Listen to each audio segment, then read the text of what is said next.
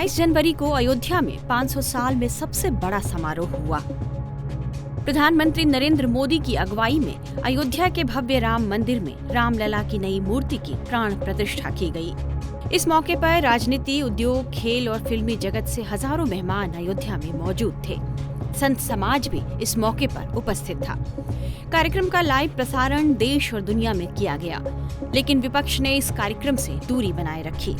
विपक्ष के नेता इस मौके पर अलग अलग कार्यक्रमों में मशगूल रहे और विपक्ष में बिखराव साफ तौर पर दिखा।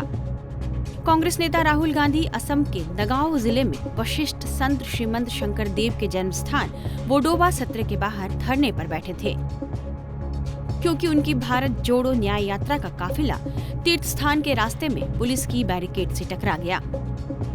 यहाँ राहुल का रास्ता रोक दिया गया था और उन्हें आगे जाने की इजाजत नहीं दी जा रही थी। यहाँ राहुल गांधी असम के हिमंता बिस्वा सरकार से टकरा रहे थे।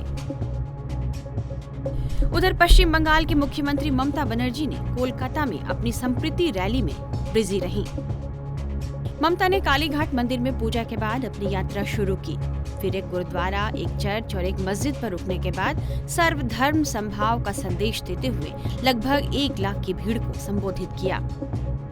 शिवसेना उद्धव ठाकरे गुट के प्रमुख उद्धव ठाकरे गोदावरी नदी के किनारे अयोध्या में रामलला की प्राण प्रतिष्ठा के शुभ अवसर पर महाआरती करते नजर आए।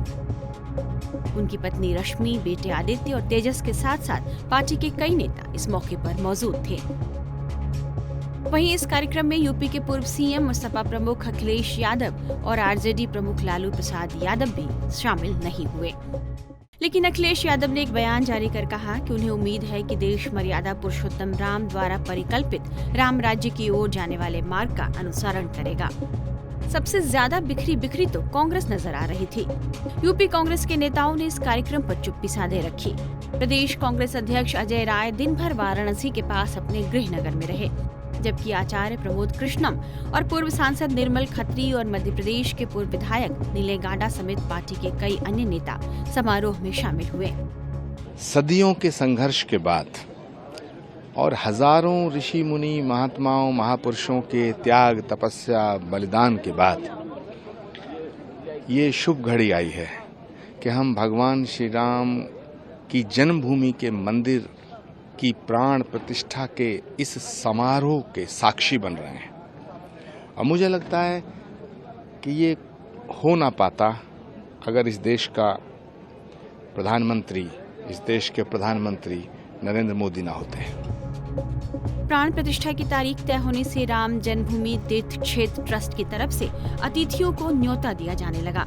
इस कार्यक्रम में शामिल होने के लिए विपक्षी गठबंधन इंडिया ब्लॉक के कई नेताओं को निमंत्रण दिया गया था, लेकिन कार्यक्रम में जाने को लेकर विपक्ष धर्म संकट में नजर आया। ट्रस्ट की तरफ से कांग्रेस नेताओं को भी निमंत्रण मिला था। पार्टी अध्यक्ष मल्लिकार्जुन खड़गे, कांग्रेस संसदीय दल की नेता सोनिया गांधी और लोकसभा में पार्टी के नेता अधीर रंजन चौधरी को भी कार्यक्रम में बुलाया गया था, लेकिन कांग्रेस ने कार्यक्रम में आने से मना कर दिया।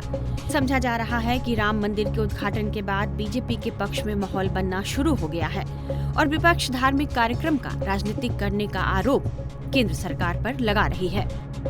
अगले कुछ महीने बाद लोकसभा चुनाव होने हैं, ऐसे में ये मुद्दा सियासी रूप ले सकता है और देखना होगा कि विपक्षी गठबंधन इंडिया ब्लॉक खुद को कितना एकजुट रख पाता है। टाइम्स नाउ नवभारत डिजिटल की रिपोर्ट।